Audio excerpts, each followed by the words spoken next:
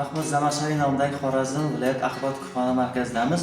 Ushbu axborot kutubxona markazida bir hafta davomida kitobxonlik haftasi bo'lib o'tmoqda. Ya'ni 21-27 aprellar davomida ushbu jarayonda biz bevosita ishtirok etib turganimizdan juda xursandmiz. Ya'ni bu kitobxonlarning qiziqishiga bo'lgan e'tibor deb o'ylayman.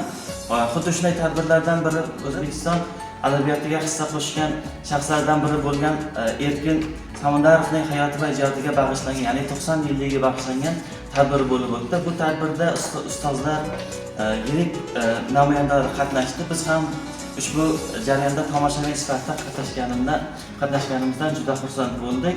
Ushbu jarayonda kitobxonlarga kerakli bo'lgan juda zarur maslahatlar berildi.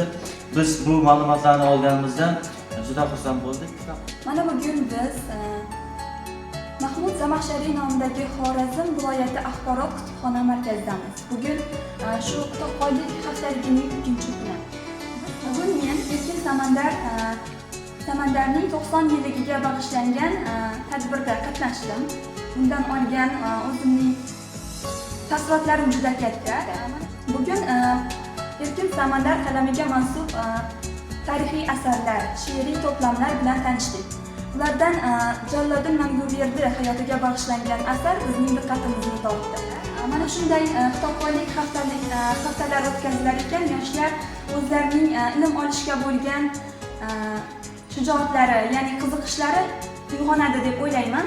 Demak, mana shunday kitobxonlik haftaligida biz yoshlar juda katta ma'lumotlarga ega bo'lamiz.